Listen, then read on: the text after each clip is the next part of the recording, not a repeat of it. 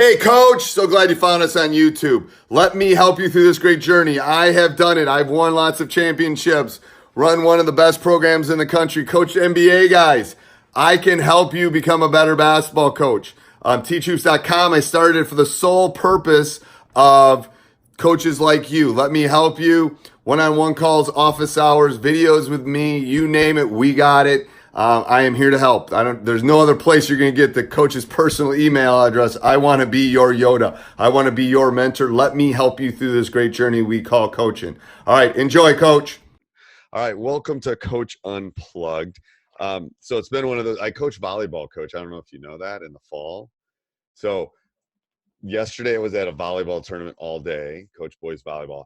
And then today I've been like literally scrambling. So this is my entertainment for the day right here. Good deal. Happy to be a part of it. I love it.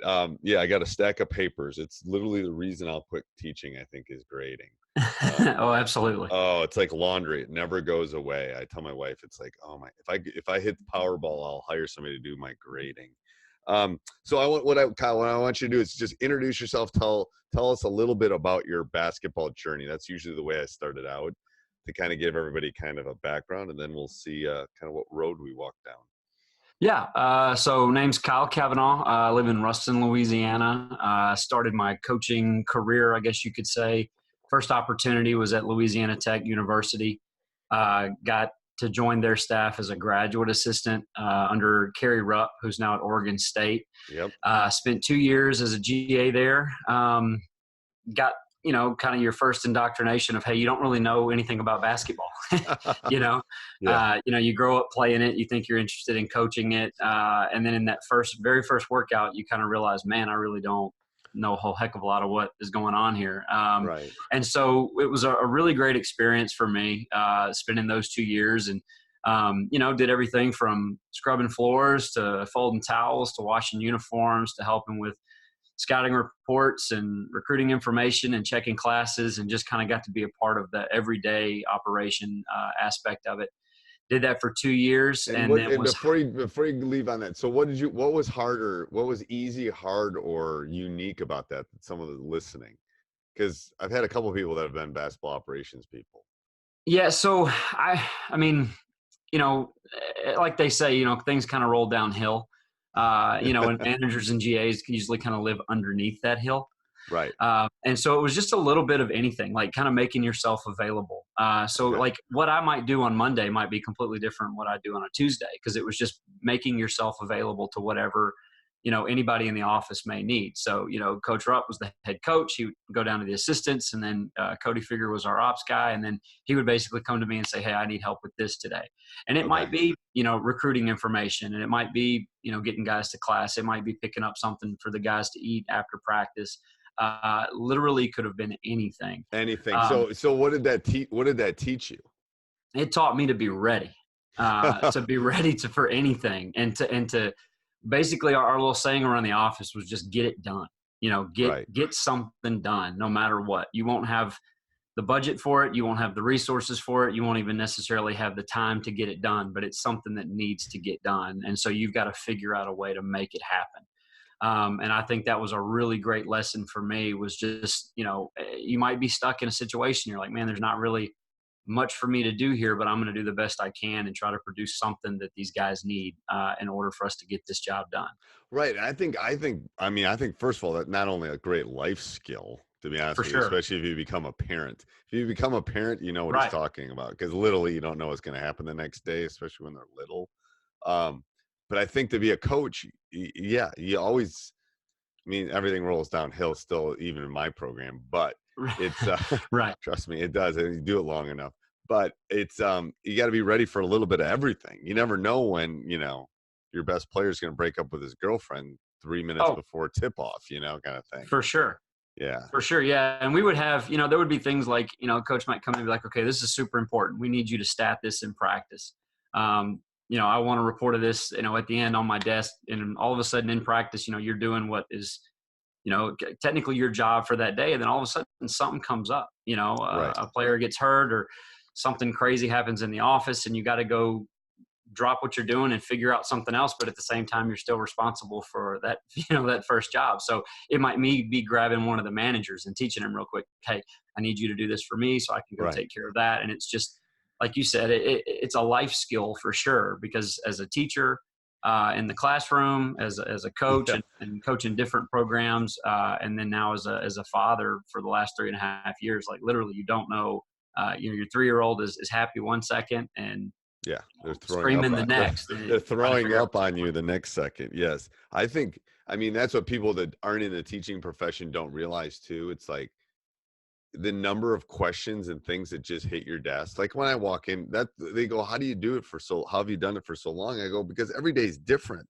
I don't, I have a gist of what I'm going to be doing tomorrow, but I have no idea. Like I don't know who's going to be showing up at my desk or my door or what's going to happen, or I think and that changes. I think and most schools are probably this way, but fall, you got football stuff going on, and there's pep rallies, and there's homecoming, and there's dances, and there's this and that, and then you hit kind of there's just different seasons throughout the year, and then there's summer, and you might have a perfect week of lessons planned out, and then all of a sudden you have a tornado drill, or hey, we're going to have this speaker come in, and we're going on a field trip, and you have to be flexible and adaptable to your situation. And that was like I said, a really great lesson for me, just literally within the first 5 minutes of my first workout, right. I think that's great for the young coaches too. I mean, you're not going to last long in a teaching profession, and coaching is teaching. If you're not willing to be flexible. I mean, to be 100%. Honest with you, if I was doing what I was doing 30 years ago, coaching wise, I probably wouldn't be coaching right now, to be honest. Yeah. And I would argue this, like, for those, that teach full loads throughout the day, like right now, the situation I'm in, I teach 4 life science classes to 7th graders. And if I'm teaching the same lesson first to third to fourth to fifth hour, something's changed, within those classes. And I have a beautiful plan laid out, but chances are something's going to come up, and you've got to just roll with it. Right. First of all, bless you for teaching middle school. Bless you, bless you, bless you. There's a special, I student taught, bless you for doing that. Well, some people say that about high school seniors who I teach, but yes. But the thing is, I think the perfect number is 2 or 3 classes. I think I get bored if I'm only teaching one kind of class. Right. And 4 is hard, because as you get older, like me, you forget, did I do that? Did I not do that? Did that work? It's like, did I tell that joke already? Kind of thing.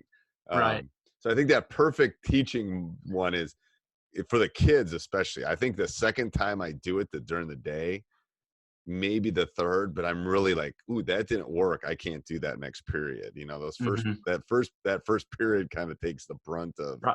So this is my second tour of duty for junior high. I did 8th grade years ago. I've taught everything from 7th through 12th, science, history, a little bit of everything. Last school I was at, I taught 6 straight, same class all day long. And it's tough, and tough. You Hey, Coach, so glad you found us on YouTube. Let me help you through this great journey. I have done it. I've won lots of championships, run one of the best programs in the country, coach NBA guys. I can help you become a better basketball coach. On teachhoops.com, I started for the sole purpose of coaches like you. Let me help you. One-on-one calls, office hours, videos with me, you name it, we got it. I am here to help.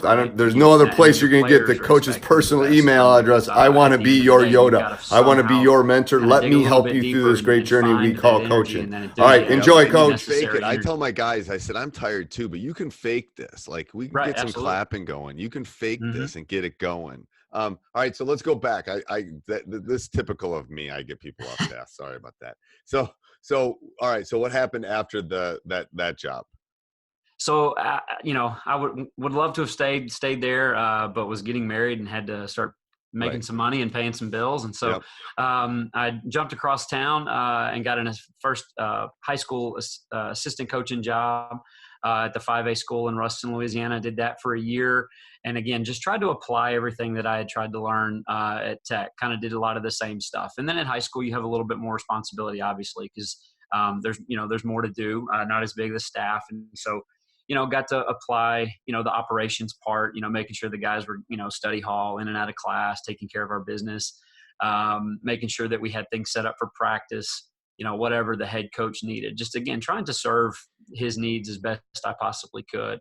Right. And then was fortunate after that year to get my first head coaching opportunity. Again, in the same town in a private school across the way, and was there for 7 years as the head coach. And then the last 2 years, I was at Simsboro High School, which is in the same parish, all about 20 minutes away, and was the associate head coach out there. Where we were fortunate, we were very, very talented, and had 2 good years and won back-to-back state championships there.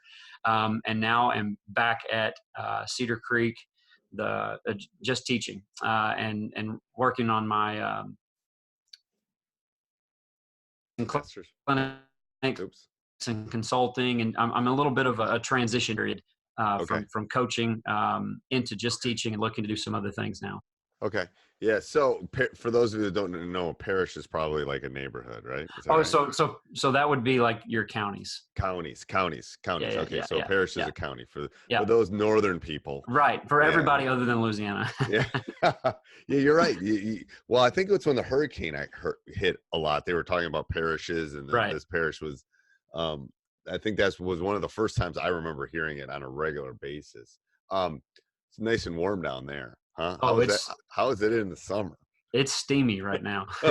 It's steamy. Oh, it's perfect. It's like, so we're doing this in September. Like, it's perfect weather in Wisconsin right now. It's like 70. Leaves are starting to change. You got that kind of nice smell outside. Oh yeah. Oh yeah, it's perfect. It's like, this is one of the reasons I haven't moved is fall. I love fall. But anyway, so tell a little bit about the difference from moving from the assistant job to the head job. What did you see as that conversion? Right. So what's been interesting is going from the assistant to the head and then back to an assistant. And there's a really big difference between making suggestions and making decisions. And everybody's really good at making suggestions because you're not the one that has to live with it at the end of the day.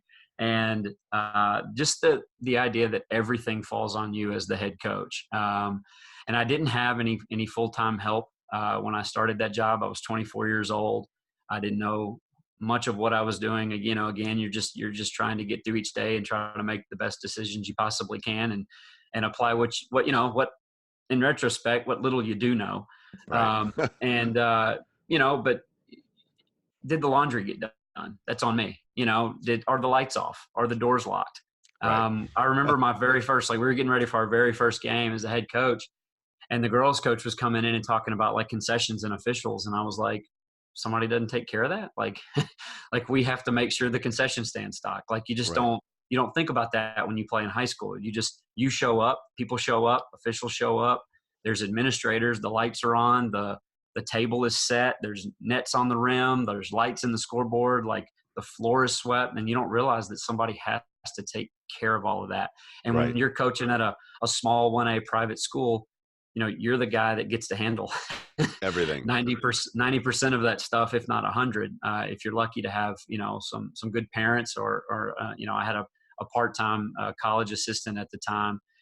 You're just looking to pass some information off. And then at the end of the day, you do all of that. Oh, I've got to be able to coach a game. Right. And try to win. It's like all those different hats. That's what people don't realize. It's like, right. I mean, I was in today and I was doing some stuff in the gym. My son's, I'm over there sweeping. I'm making sure, you're right, all the doors are locked or the ball. I mean, it's like, there's no GA or operation guy to do it. Right. Yeah. Yeah. Do the officials have water? Is there a place where the opponents are going to park their bus? Yeah. And then if you're going on, the smaller the school, the more of that stuff you have to do. I'm blessed. I've got a couple volunteer assistants. I've got a paid one. So I'm blessed in the sense that I can delegate a lot of things. Right. But the smaller schools, you're the head coach, you're the assistant, you're the janitor, you're the bus driver.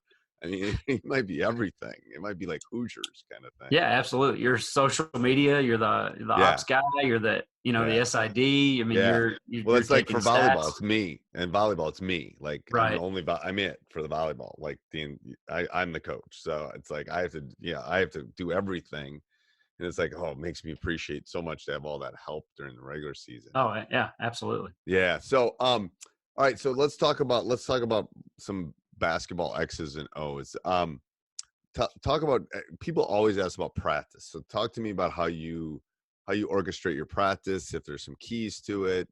If you could only do like maybe a handful of things at practice, what would they be and why? That's a pretty open question, but yeah, well, I could ramble on probably about this for a while. Okay. That's changed a lot for me. Being 12 years in, again, like I used to want things to be so regimented. I wanted somebody to walk in my practice and be like, man, this is an army. These guys move like a machine. There's a reason why the water is set up where it is. And there's the reason why this drill is set up the way it is. And one drill flowed into the next. And I used to spend so much time trying to plan for those practices and making sure that like every single little detail down to who was going to be in which group and this and that. And that was like, in my mind, I thought that's what good coaching was, and we would practice really well all week and then things wouldn't translate into the game. Right. You're like, Right. Okay, well, this worked all week against us, or on air. And then all of a sudden in the game, like it wasn't really working out the way we were. And so I've had a really big shift in my mindset. Not worrying so much about kind of how pretty practice looks, and much more into some messy training, chaotic training, and more about transfer into the game, more small-sided games, advantage, disadvantage, contextual kind of things. And I try not to worry so much about like, okay, was this drill run perfectly or not? Because in the games, they're not run perfectly. And at that old job I had, we were outmatched athletically. And so it was like anything we wanted to do, those other teams were not going to let us do. And so we needed to spend more time on what are we going to do when things don't go right?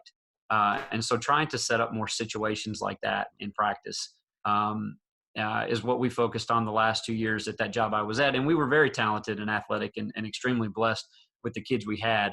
But I realized that worked in that context too. Because if we could get our guys in play structured, we were really good. But if we could get our guys to be structured within that chaos, we were dang near unbeatable. Right. Yeah. And the thing is, I find it so interesting too, and Coach Oliver has done a lot of discussion about my transformation over the last 30 years. That just kind of happened. And I don't know how it did. If you'd have seen my practices 30 years ago and you saw them the last 2 years or last 10 years, even much more of that, because it's like, that's what they need to get good at. And to be honest with you, we don't have the time, because I don't see my kid. I'm not like a college coach. We don't get to see them all the time. So there's things that we need to do. And I was telling another coach that I basically have set up practice like a game. Like we have a pregame, we have our warm-ups, we have halftime, we have like timeouts. We literally, it's very, I got to do something on it because I think it's very unique. And the reason was I kept asking myself, why am I doing all this stuff? And it's like, well, my objective is to get them ready to compete. Right. So literally like, we'll take, they'll take timeouts during practice when they need a break or they need to go get water or something like that. But I think that's intriguing. I think that's what skill do you think is under being taught right now? What skill do you think that kids don't have that they had 15 years ago? Or is it being taught? Yeah, I would say like if we could define decision making as a skill, right? Okay. Like then I would go with that. And just why do you think that is? Why do you think decision making is different now than it was 20 years ago? I don't know if it's probably because we don't allow them to do it. More control from the coaches, I suppose. Okay. When I grew up playing, just in the yard, like IQ, I would tie those two things together. So like me and my brother would just make up games, and it's like we would be forced to figure those things out. So that life skill, going back to what we were talking about, like with me being a graduate assistant or a 24-year-old head coach and not know what to do, like, just the ability to figure things out. And it's like at some point, I guess, us adults decided we're going to tell kids how they should play, and so we remove. And I've read studies on this. It's crazy. If you put 10 kids into a playground and tell them you got to play basketball for 2 hours, they will make it competitive. They will find out the weak link, and they will even, kids will self-regulate because they want it to be fun. If they're winning every game 102-6, it's no fun. Like if a kid can't hit a baseball, they'll come up with something. If they can't I mean, they will do that, but we have taken that skill away from them, to be honest with you. I think so too. And I think that's more about like, again, that's making us want to feel like we're doing a good job coaching. Right. Because I don't think the kids have lost that ability or they've lost that skill, but we don't put them in a situation to where they're allowed to explore or grow that skill. Right. And I agree with the same thing in the classroom, front loading vocab words to kids to memorize on a Friday and give them a test that they don't truly learn anything, as opposed to using more of a constraint-led approach to, just explore and discover. And us boring old adults aren't going to come up with as many creative ideas or solutions as the kids are, because they're just wired more creatively than we are, I think. And I've been trying to do more of that in my classroom as well. Even with these 7th graders, I give them just a situation, say, hey, you have to get this little paper ball into a cup. There's a spoon, there's a ruler, there's some markers, there's a rubber band, but you can't touch the cup, the ball, or the spoon. Figure it out. Right.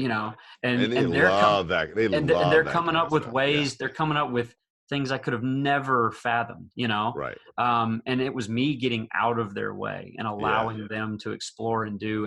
And every decision that didn't work, but it wasn't failure. It was just we learned a way not to do it. And so let's figure out another way. And every time we would arrive at a potential answer or solution, that just gave us more questions. And so those more questions led to more answers. What did you give them? I love that. I'm going to do that with my team. I love that. What is it? You give them a ball, a cup, and a what? So I teach life science. So we were just talking about scientific method and, the process of discovery. And so it was just, I'm looking around my room just to see what I had. It was like a little paper cup, like a little coffee cup. Yep.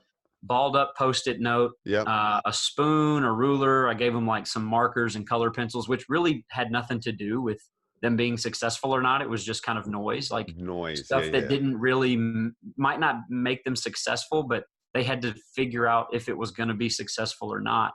And I just gave them some constraints. Like I said, you can't touch the ball with your hand.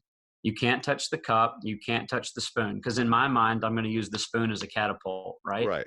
And so when I told them they couldn't touch the spoon, most of the groups just ignored the spoon. They just, okay, well, we're not going to use it. And they were trying to come up with all these little ways to kind of cheat the rules. Like they would put the little ball into a marker cap and say, well, I'm not touching the ball. I can drop it in the cup from up top, or they would launch it vertically or horizontally. And then some built like ramps or tracks, or they made funnels to put, into the cup or something. It was amazing. It's kind of hard to explain. If you gave them some string or something too, it'd be interesting. Yeah. Right. Okay. So, and it was just, hey, you got 20 minutes to figure something out. And some groups were better at it than others. But the idea was that even if a group never got the ball in the cup, it wasn't a failure, because they were still working and figuring out things. I'm telling you right now, I'm going to steal something similar to that and do it, because I'm always looking for team stuff with my team. And I love that kind of stuff. The problem and how I group them together will be important, and that they'll have to talk to each other. They'll have to come up with a solution. I love that. So let's see. What do you think's the hardest? You think that's the hardest concept to teach? What do you think the hardest concept for us as coaches to teach is? I would probably go back to that decision making. Okay. As far as that goes, like being able to figure out what I'm supposed to do next. One thing that I think we are phenomenal at as coaches, and we spend 90% of our time on, is how to set up an advantage for our kids. Like, I've got this beautiful play, this beautiful set. Right. It's beautifully diagrammed. We've repped it over and over and over again. 5-on-0, 5-on-5. Like, I'm a genius. Look at me. Look what I'm going to make my kids do. Right. And we get them the open, whatever that open is. It's a shot. It's a look. It's 2 feet in the paint. It's a post up. And it just doesn't go exactly the way we draw it up, most of the time. And so it's this, what do I do next? How do I figure out what I'm supposed to do? And not only what does that kid with the ball, what are they supposed to do? What are my 4 teammates supposed to do? And how are they supposed to read and react off of each other and not get in each other's way? And I think that's I think that's a really difficult thing to I'm going to tell you right now, probably, I don't even know how many high school games I've coached, probably 500, 600, 700. I have no idea. The number of times it works exactly the way you want it to, I could probably count on one hand. Like, I could probably tell you those games, like and not that we haven't practiced it, right. but I can tell you at least 2 or 3 handfuls where we practiced it enough and they knew that, okay, if things break down, here's what we have to do. Because yeah, it's adjusting. You get a flat tire in the middle of the highway. How are you going to adjust? You better figure something out fast, because you're going to get run over. For sure. Yeah. For sure. So I think that's a great point. So coaching philosophy, what would, if you could summarize or spark note, I guess, for the newer generation, your coaching philosophy, what would it be? So I would go back to the word transformational, and trying to serve my kids, and teach them what I feel like they're going to need to be successful. And I try to do the same thing. Like I said, if I'm in practice or if I'm in a classroom, it's kind of one and the same to me. I think the best coaches are the best teachers. So if you're teaching your kids and you're serving your kids, and you're doing it in more of a transformational way as opposed to a transactional way, and you really care about them and they know that you're there for them, that they'll pretty much do anything for you. And at the end of the day, if we do those things, we're successful, right. At least in life. Right. But the crazy thing is the more often I think you do that, it will work out, on the field or on the court. And I've had moments where it doesn't. Like I've been let go before, right. But and it didn't work out that way. But that, experience and those lessons still help lead me down that path to where we won back-to-back championships at the next job I was at. So it's like you realize, like, just because it may not work out one night doesn't mean you abandon it and give up on it, because in the long run, it's going to work. And I can't tell you how many, text messages or phone calls or conversations I've had from kids where on teams where we would win 4 games a year, but they would talk about how basketball was their most enjoyable season, even though it's transformational. It's like, I always tell people, it's what you put out into the world will come back. If you serve and you do that, you don't do it to have things come back to you, but I'm a whole positive, negative energy kind of like, if you look at the glass half full or half empty, that's kind of how your world's going to work too. And it's like, the problem is we're evaluated on wins and losses, which is wrong, but we shouldn't be. We should be evaluated on what we're doing for the young men or young women. How are we transforming them? I 100% agree. Right. And we are. And like you said, it is a shame. I mean, because there will be teams this year that win state championships, but totally underachieve. Oh, right. Either not fulfill their full potential, or their kids are going to hate it. They'll have a ring to show for it, but their kids won't ever want to talk to their coach ever again, or this. I'm telling you, and I've won state titles. I've done all. My best coaching season, where I maybe transformed the team, we were 12-10. I mean, that team still talked. I mean, that was my best coaching job in 30 years. 12-10. We were 12-10. And it was probably the most fun job you've had. Yeah, it was great. Because the kids enjoy it, you enjoy it, and there's something to be said for success on the floor. But it's hard to coach talent. It's hard to win. There's a lot more pressure that comes with winning. So I'm not complaining. I'm telling you right now, some of my most talented players ever were some of the hardest to coach. Absolutely. Right. And there were plenty of days and nights where in the middle of our runs where you're not happy, you're not having fun, because there's just so much other stuff outside of it. And you're like, man, and you kind of have to question yourself, like, is this really worth it? Now, at the end of the day, you're happy that it works out, and that's awesome. But at the same time, we also had those kids that were coming back and talking about, man, it was great that we won it, but man, I learned something this year. Like, I learned more about who I am as a person. I learned how to set my own ego aside. I learned how to be happy for somebody else and let them get their shine. And when I got mine, they were happy for me, and so on and so forth. And just like that to me that's why I got into this. That's why I'm trying to stay involved as best as I possibly can. because those are the stories you love to, to hear about and to reminisce. And, that's, to me, that's ultimate success. And like you said, it is kind of a shame that it boils down to wins and losses and not how the kids are being treated, or if they're having a good time, or if they're growing, or if they're learning, or if they're becoming better people. Yeah, if they're just becoming better, that's the hard part. So is there one failure? Because I'm all about the growth mindset. Is there one failure, one obstacle, or one thing that you have experienced that you could share with the listeners that you grew from, that we could kind of unpack? Only one failure? No, well, one more for the listeners. Obviously we all have. I have thousands of them. But we've all got plenty. Unpack that you and I could talk about, that someone else who's listening in Anchorage. I hope someone's listening in Anchorage. Could unpack, and then they could learn from too. Because that's what I want from the podcast. To be honest. Right. I wish I would have gotten I'm relatively young, right? I'm 34, I suppose. I've been doing it 12 years. I wish I would have gotten to where I'm at sooner. And I think we all kind of have that regret. I don't think I was ever a terrible person or a difficult person to play for. I've always loved and cared for my kids, but I didn't get to that transformational place as fast as I wish I would have. It was still early on in my career, I wanted people to notice how good of a coach I was. Right. And it was more about serving my own needs, and coaching was an ego thing for me. It was, I wanted to call that play and I wanted it to work out really well. Right. And I wanted everybody in the stands to go, my gosh, this guy is a genius. Yep, look at him. He knows what he's doing. That's what they say. The youth is youth is wasted on the young or something. It's I'm going to tell you, I'll tell you a story. My best team ever, we lost in the finals, and and that was the greatest group of young men. And I feel I wasn't the coach I needed to be at that point for them. Mm-hmm. If I had them now, it's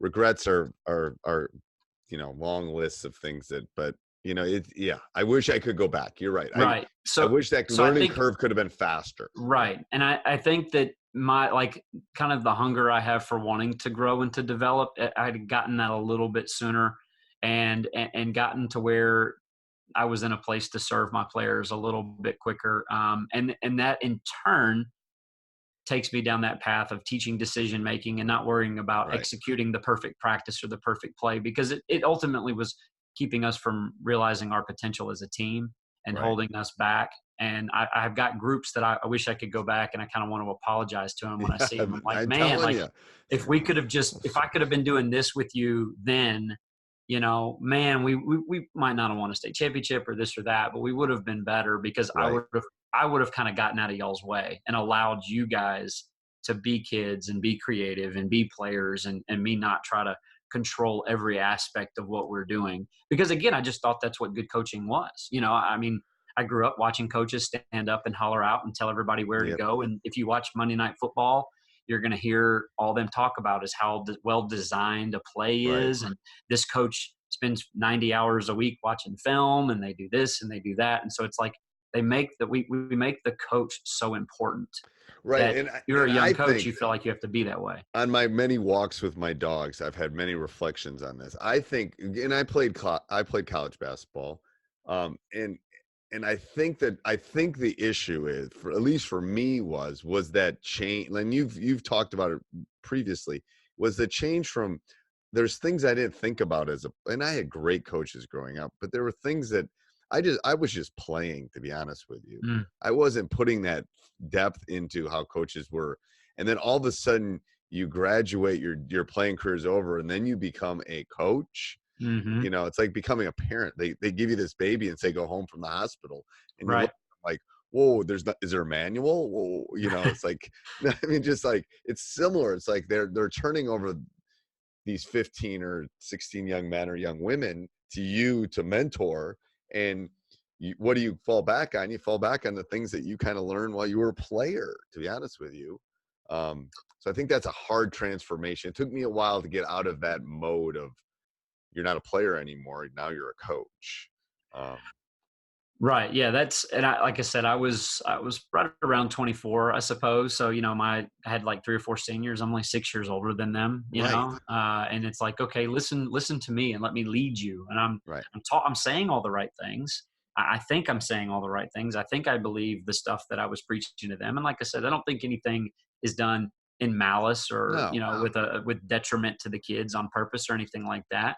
But you're right. Like, here you go. You run this entire program, be in charge of all this money, right. Be in charge of these lives of these kids as you get put on a bus and you drive 2.5 hours in the rain and come home. And it's just like, there's no class to prepare you for that kind of stuff. Right. And you got to figure out how to deal with the parents and talk to the parents and do all that kind of stuff. And no one teaches you that. Yeah. And I can't tell you how many times, when you have a conversation with a parent, their first question is always, well, do you have kids?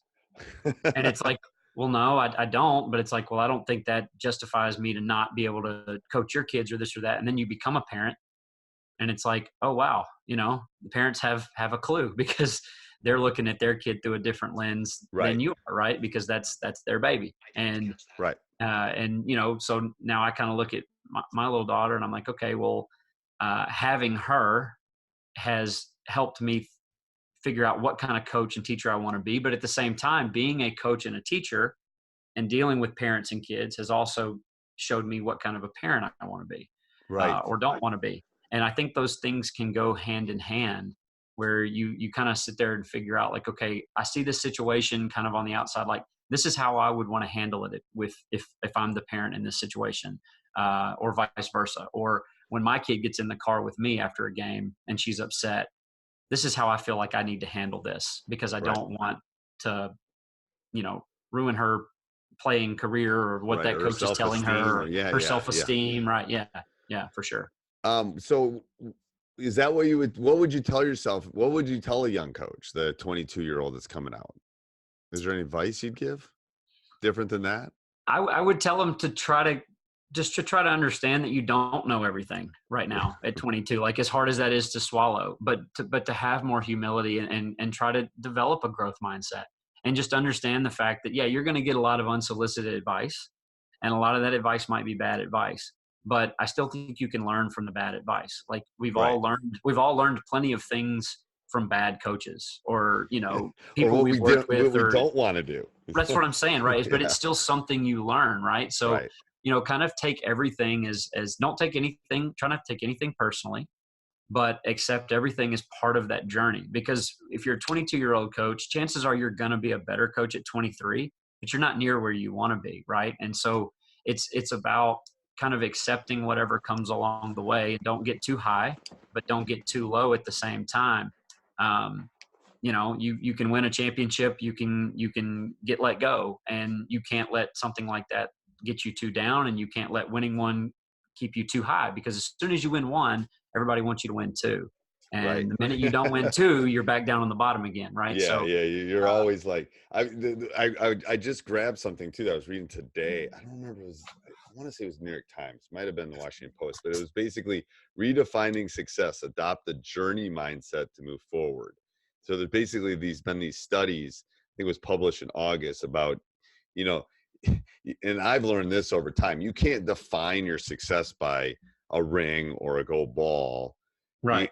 Otherwise, you're going to wish your life away and you're going to miss the journey. And they've done all these studies about it. It's really about the journey. I mean, that's what life is, to be honest with you. Being a parent I got one that's going to be leaving the house. It's like, you snap your finger and it's over, but it's been about that. It's been that journey along the way. So that journey mindset, it's the first time I had heard someone actually put it in writing, but it's like, yes, it's like, so it's kind of like the process oriented, I guess, and process over progress, right? Or progress over perfection.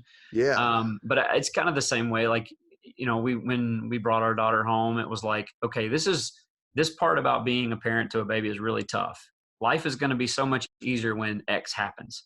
And then that happens and life doesn't get easier, because it presents like one extra problem. Like, okay, it'll be really nice when we don't have to, do diapers anymore. But then when you're out of diapers, it just presents a whole nother problem. So it's I'm going to go on record that getting rid of the diaper stage is a good stage. It is a good stage. It is a good, from having, like, I do remember that stage. It's like, ooh, this is better. This is definitely better than, when they become teenagers, but it's definitely like, I do remember that there are some threshold that's like, ooh, this is You know, and I tell people, I said that window when they're like 6 to 9 is like, ooh, that's like you're in a sweet spot at that point. I'm telling you, you haven't reached that one yet, but it's we're not quite there yet. No, but they're self-sufficient.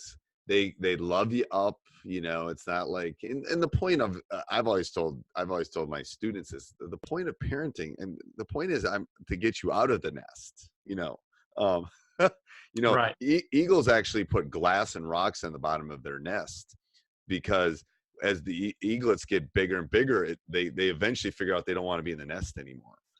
Right. Because they start weighing more, and then they start, ooh, this isn't comfortable. I'm not leaving. Comfortable. Right. Our job is to, like I tell my wife, our job is to get them ready to leave.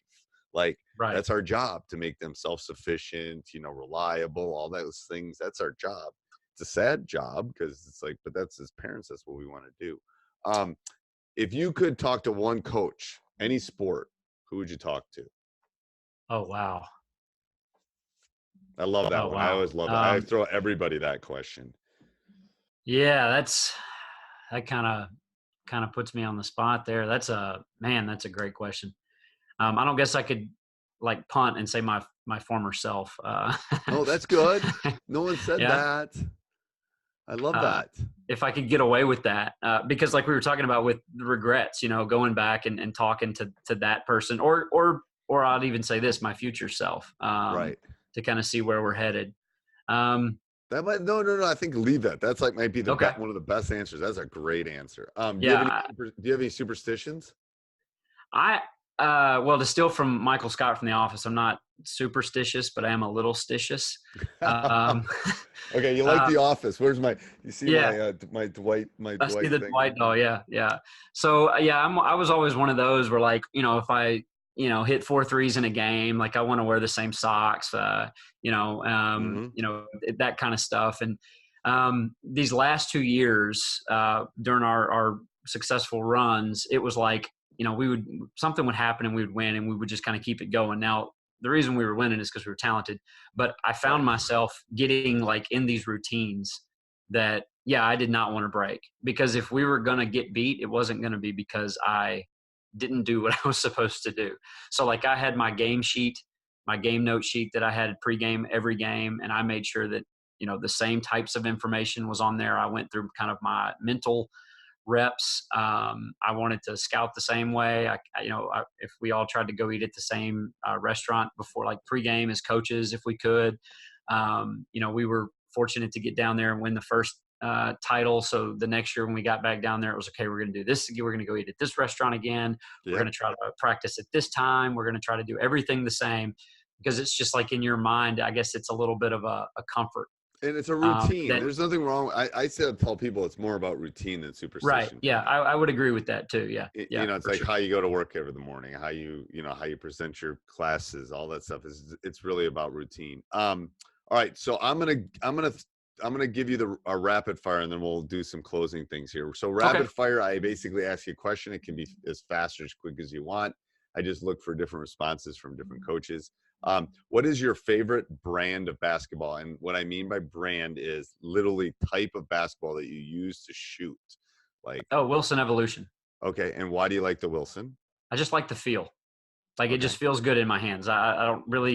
I don't have very big hands. And so like, I just feel like I get better grip on that. And so every time I've ever held a Wilson Evolution, that just feels like it's a part of my hands. I do. I like the Wilson a lot too. We use Spalding because that's what they use at state tournament. We have Baden in Louisiana. I'm not a huge fan of it, but it's what we use. But if I'm going to go play somewhere, I'm looking on the rack for a Wilson. I like that too. One word to describe your ideal player.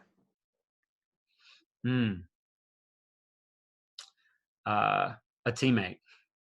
Ooh, I like that. That might be the first one that said that. You go to any sporting event in the entire world, what would it be and why? Entire sporting event. I've never been to the Kentucky Derby. Oh, and I grew up loving horse racing, so I think I would love to go watch. I've never said this. I learned, my parents taught me how to read at the horse track. Actually, I think I'm convinced. My dad taught me. I mean, I think part of my math brain came from reading the form when I was little at Arlington, which is outside of Chicago. Favorite pregame meal? Well, the last 2 years, it's been the barbecue nachos at Brister's in Ruston, Louisiana, because that's where we would go just about every game, every important game, and I would always get the brisket barbecue nachos. Wow, Southern barbecue is good. I was at a clinic outside of Georgia, and it was like we got some good. It's like barbecue. It was exceptional. Let me tell you. Phenomenal. Yeah, absolutely. Yeah. One skill not being taught today. I think we already kind of talked about this one, but yeah, I think one thing that lacks as far as like if we're going to go like fundamental skills is a huge lack of just shooting technique. Like I don't know if we could sit here and dissect on how you do it and if there's one way. And I'm not a huge technique kind of person. Like I don't think there's one way of doing it, but when it comes down to like the confidence part of shooting and getting. Like I think that's the biggest part of shooting. I don't think kids are. I mean, my son can shoot. I mean, legit. Like he'll be the last one he'd come in here and say, "You never compliment me." He can legit. He can enter. He can shoot. He has a green light from the international line if he's open. Right. Legit. Like I think he can play college basketball. I mean, there's some people. He's 6'1" and he's not super quick, but he can shoot the ball. And the only reason he can do that is because he has probably shot more shots than anybody in our county or parish. You know, that's it. I mean, his form's really good and we've broke it down, but I don't think kids shoot like they used to shoot. That's what I think. That's how I would amend my answer is not like shooting, but working on your shooting, like taking the reps. Cause I was the same way. I'm like barely under 5'11", but I was this tall in like 6th grade, 7th grade. So I was a post player. All of a sudden, I'm a sophomore. Everybody's 6'4". I can't dribble the ball because I was never allowed to because I was a post player. Right. And all of a sudden, it was like, well, if I'm going to play, what am I going to do? And so I had to learn how to shoot. And I took charges and made threes and free throws. And it was just the only way I learned how to do that. I did it on my own. I didn't have a skills coach or somebody telling me like, this is where my thumb should be and this and that. Right. I got in a gym and I figured it out. And you shot every day. Absolutely. I mean, I just don't think I used to do it to relax. Like, where's Steve? Where's Steve? Oh, he's out back shooting. Well, I'm shooting because no one's bothering me. It's kind of my time. I don't think kids do that anymore. I mean, I'm sounding like the guy, get off my porch. I'm sounding like dad. But I don't see it. I just don't. No. And they have more tools than we did too with the dish, all that stuff. But it's like, I just don't think they're spending. It's really about repetition. They'll get in the weight room. Yeah. And this might be a little bit of a romanticization, but like it's me in the driveway at night with that one little light on the garage that you can barely see the rim. Right. And you're out there and mom's yelling at you to come in. And it's just, you're like, I'm going to shoot for 30 more minutes. It's kind of a cool Christmas evening. We're sounding like old men. We're sounding like raunchy old men. But I had a driveway literally, and I can shoot corner threes. I still can shoot them because our driveway was flat and then it went down. Like it was flat. So if you shot in the baseline corner, you were shooting uphill. Mm-hmm. Like, and I shot that shot thousands and thousands and thousands of times. Yeah. I mean, I don't know. Old school. I'm much older than you. Like I had boombox and the big jug of water and all that kind of stuff. What's one thing you do to relax, Coach? This might sound kind of funny, but I watch film. Really? Like, yeah. There's something therapeutic about it, and it might not be my film. I might get on and watch a Euro game on FIBA. Right. But like, I mean, I enjoy I enjoy playing golf and, watching Netflix and this and that, but it's almost kind of like that therapeutic puzzle, some people do a crossword or a Sudoku or they'll color or they'll read. Like to me, like watching a game when there's nothing really on the line, is just, it's like doing a puzzle. No, that's bless you. Cause I used to go to Badger game. I can't go anymore. Like I can't literally turn my coaching. It's crazy. I can't watch. If I start doing even a game for entertainment, I can watch the NBA finals. I can watch, and usually I can watch some of the NCAAs and not start dissecting. But it's like I can't turn my brain off. It's like, well, I think that's part of I have a really hard time turning mine off, so I don't do well idling and kind of quiet. So I think that's kind of it's kind of mindless at the same time because I'm on autopilot, but it gives me enough that where my brain is kind of working, where it puts me you're in down, this you're downshifting. Yeah, you're downshifting. Yeah. But I'm in a good place. Okay. What's the best basketball player you've seen in person?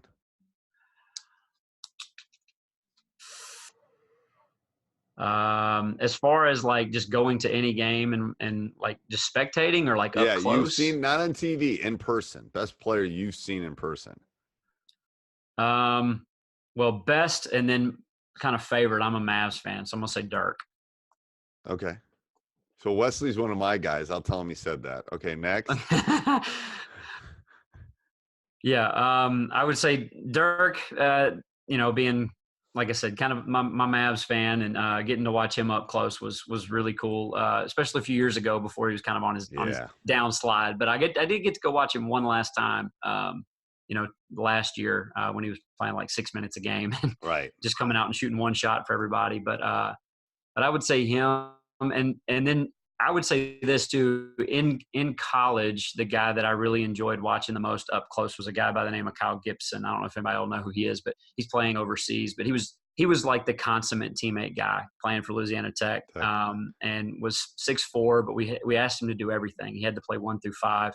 And he was always probably my favorite player that I got to watch day to day, in the gym, in the weight room, film room, this and that. And how would you describe him? The consummate teammate.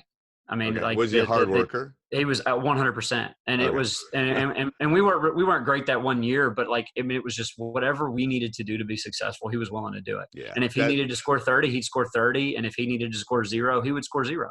Right. If he had to guard the 6'9", he'd guard the 6'9". That's what I tell players and other people, that, the reason Wesley has a career he's had in the NBA is not, there's probably 1,000 Wesleys walking around. For sure. He's going to outwork you. I'm telling you right now, he's going to outwork you, and he's going to be a great teammate. The two things you described literally describe Wesley. Like, and I think, like, even though some of that stuff is not fun, like, and I'm not saying he enjoyed every workout. I'm not saying that he wanted to be like, we all have days, but it was just like, it didn't matter. Like, he was that guy no matter what. And it was, if it was a 2-hour film session into an hour weight session, into pre-practice to practice to post-practice to this and that, like, he was the best we had. Yeah. And that's why they're the best in the world, to be honest with you. That's what separates. It's that, what's best player of all time? I mean, I grew up watching Michael, so I'm going to have to go. All right, Michael's winning. Michael's got about 90%. We had a LeBron recently, but I mean, like, LeBron's obviously no slouch, but I mean, just my childhood and, growing up watching Michael, I'll never say anything like that. I'm telling you right now, I'm going to go on record that the one that lives in Wisconsin right now has got a shot at it if he keeps improving. Yeah, I think so. He's the freak. I mean, he's just like, there's just something special about, I mean, from what I've heard, just a workhorse, workhorse. And he's got that body that just like, that's what they're looking for right now. That long, multiple position. All right. So tell us about your favorite drill. You sent it to me. I'll put it down in the show notes, but this 30-point possession, I think it was. Yeah. Right? So that leads into what we call 100-point games. Something I got from a coach and buddy of mine, and I've kind of tweaked it over the last couple of years. The 30-point possession was something that we used as a guide to kind of evaluate our half-court possessions. Like, I want to play fast. Like, I want to get up and down the floor. I don't mind shooting it as soon as we get it down there. Like, I'm all about increasing possessions. And if we can score early and often, like, let's do it. But you are going to have some neutral half-court possessions. And so that was something we kind of took from that 100-point games, and we just added point values to what we emphasized or what we thought we wanted to see in a half-court possession. So, like, in my mind, like, the anatomy of our perfect half-court possession might be the exchange of the ball, whether it be a pass or a dribble handoff, change sides of the floor, get it in the paint, kick it out, and then maybe there's an extra, to the next guy on the wing or whatever. And it was just, if we got those things in a half-court possession. Are you saying you're trying to get 30 points on a possession, or you're just trying to get – What we kind of came up with, and again, this is not hard and fast, but if you have like a couple of passes, you change sides of the floor, you hit the paint, you kick it, you get an extra, and you take an open 3, that's going to get you to that 30-point mark. Okay. And so it doesn't necessarily involve running a complicated set. You don't have to have like, we're not saying like pass it 5 times or set 2 back screens or, right. Change the sides of the floor 3 times before we can shoot it. It wasn't a set of rules to say we have to do this before we can take a shot. Like we want the best open look we can get as soon as we can. But what I watched from watching all the film was that if those things happened, chances are we were getting a really, really good look. And again, that's in the context of a 5-on-5 neutral half court possession. So we're not in transition. Meaning this is non-transition. Right. We're not in transition. Like we need to create something here. Okay. And kick out, you mean drive and kick? Drive and kick. And then the extra would be like, I guess some people would call it a one more or something like that. Yeah, so like we always had the corner in the 0 and the 45, the corner in the wing occupied. So whoever that was kicked to, chances are the other guy was going to be getting the shot because you're beating a rotating defense at that point. Okay, and then what do you mean by 100-point game then? So that is where we would put zeros on the clock. One team would have the ball, one team would be on defense, and the first team to get to 100 points won the game. So we would count all of those things. It was kind of difficult to do. You had to get used to it. But I'm sitting over there on the side counting out, every paint touch is 5 points. And so we would count up what they got in that possession. And we would tweak it, like make it, take it. If you scored, you get to keep it. Right. So you very reasonably could score 50, 60 points in one possession. Right. Because if you got an offensive rebound, we might reward you with 5 extra points. And then you get to keep playing, right?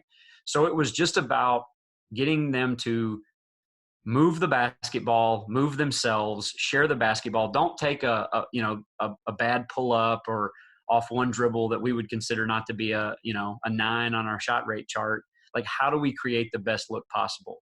And instead of coming up with a bunch of rules like pass it 10 times or set 2 back screens, or we want 3 dribble handoffs, like we don't know how we're going to get it. There's no predetermined how we get it in the paint. I mean, it might be my guard is quicker than you, so I just beat you off the dribble and I'm in the paint, and that's great. And we'll take that. And sometimes, yes, like when I talk to coaches about this, sometimes they're like, well, what if my guy beats him off the dribble and he scores a layup? I'm like, well, that's great. That's awesome. Yeah. But that's happening, once a game. Maybe. And what I love about this too, and I'll put it, like I said, I'll put it in the show notes. What I love about it, and I do something we call ours cutthroat, but it's this, basically whatever you think you need to work on and emphasize, give them points to it. For sure. That's basically it. Like, yeah, I'm a big offensive rebound guy. You go get an offensive rebound, that'd be worth a lot, my 30 points. Right. You might give them 10 or 15 points. For I give them like you take a charge or something. So it's whatever you emphasize is what they're going to do. Right. And I love that. I mean, and that's why, like in here, like the passes and like what we would call exchanges, those were only worth 1 point. Like, because what happens is like the second string gets out there and they're like, oh, well, we'll just hand the ball back and forth to each other 10 times and get 10 points. Right. And it's like, well, then you turned it over. Like, what if you want 30 points? If you can get the ball in the paint, kick it out, get an open 3, you're going to get to 25 or 30 points. And it wasn't so much about the end result either. Like, you're only getting 2 points for a made bucket. You're only getting 3 for the 3. So it's not so much about did the ball go in or not. And then the really, what I think was truly valuable about this was, let's say your point guard, breaks a guy off the dribble, gets it into the paint and kicks it to the corner. Well, he is responsible for, 10 to 15 points right there. Right. And the guy that he kicks it to doesn't shoot it. They make the extra. And the second guy is the one that actually hits the 3. Your point guard gets no assist. He gets no bucket. Right. He gets no credit. But he was solely responsible for the first 15 of those 30 points. Right. And it was a way to honor him and, value the fact that he had done all the work and set that up. So like the kid that actually made the bucket, he's only responsible for the 3 points and the open shot. But the point guard, and that was a way to, again, just kind of show everybody like, yeah, you might not be the one that got that particular play in the stat sheet, but if we don't score without those 15 points of you beating your guy, getting to the other side of the floor, hitting the paint, finding the open guy, where does that decision-making come from? Like, how do you value the stuff that's never going to show up in a stat sheet? Right. Yes. And that goes back to the communication. I love that. I'll put that down in the show notes again. What's the best game you've seen in person? The best game I've seen, I'm actually going to say it was a state championship game in Louisiana, 5A in Monroe, Ouachita High School in Scotlandville, double overtime.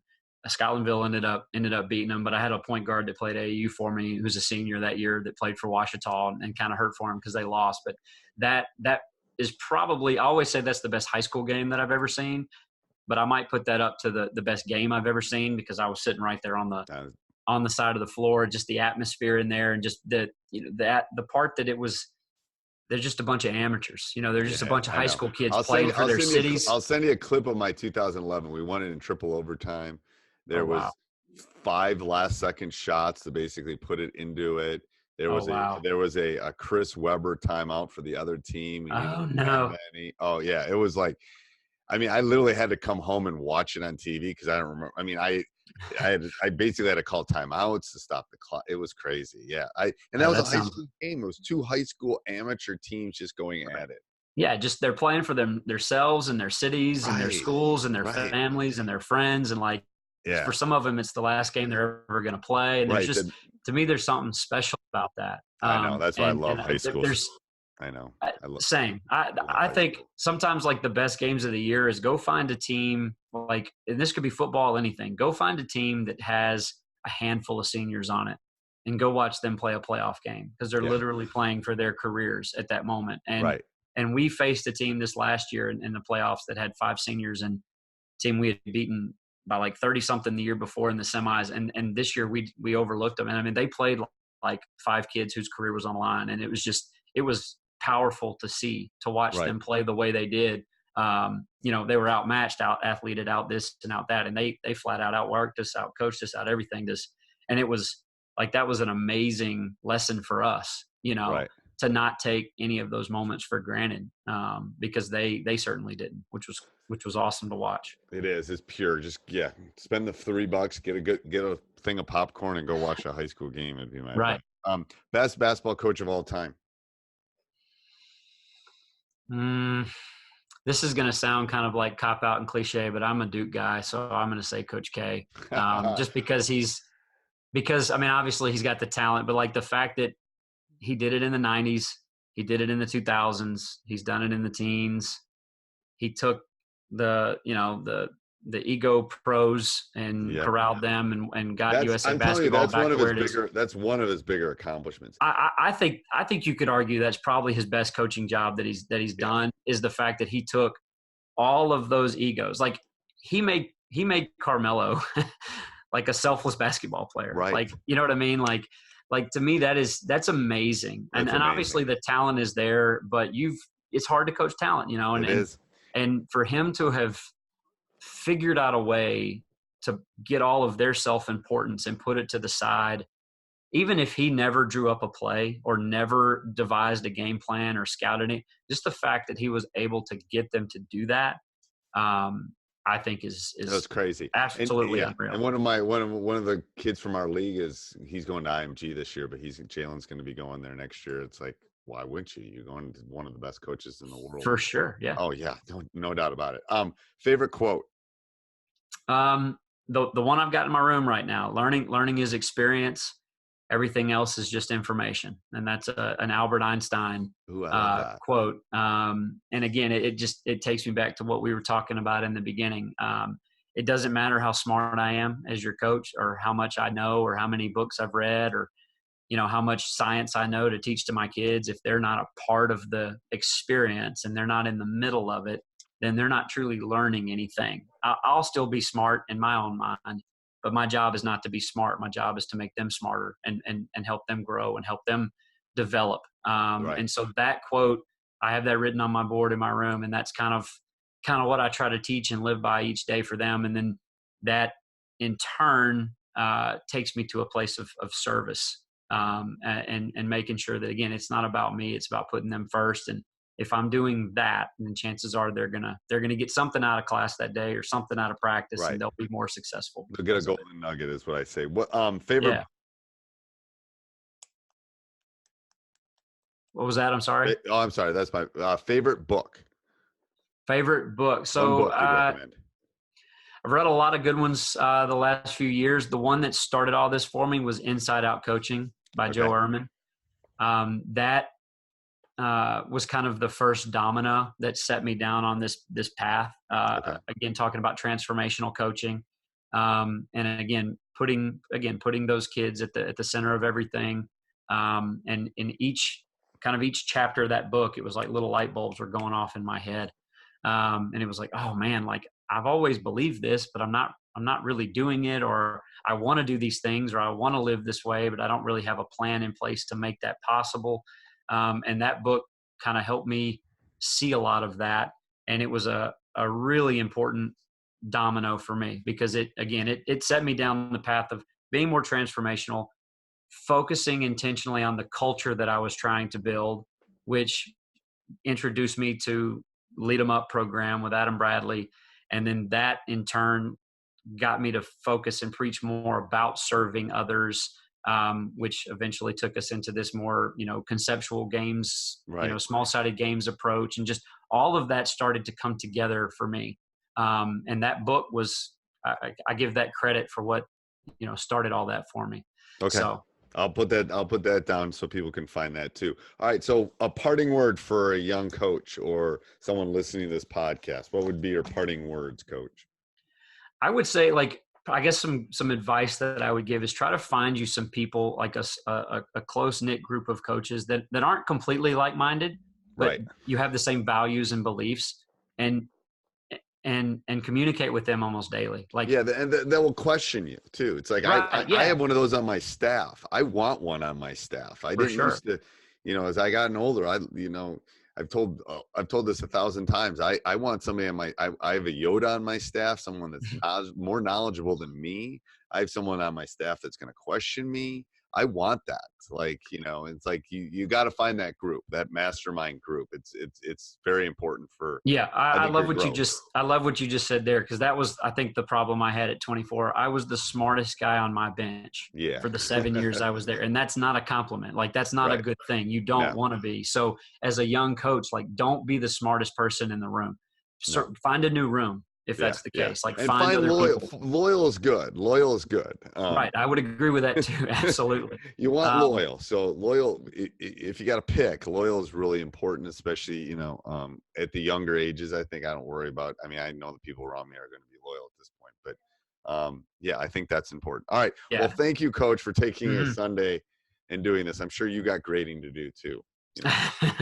You know it. All right. Thanks. I really appreciate it. It was a lot of fun. Soon. We'll talk soon. Thanks for having me on. Yep. Bye-bye. Bye. Hey, Coach. Hope you enjoyed the video. Make sure you go over and check out teachhoops.com up above and down below. Let me help you win championships just like me. Lots of rings. Teachhoops.com is a community. It's mentoring for me, one-on-one calls, office hours, you name it. We'll help you, and lots of resources. So make sure you go over and check it out. Let me know how we can help you become a better basketball coach.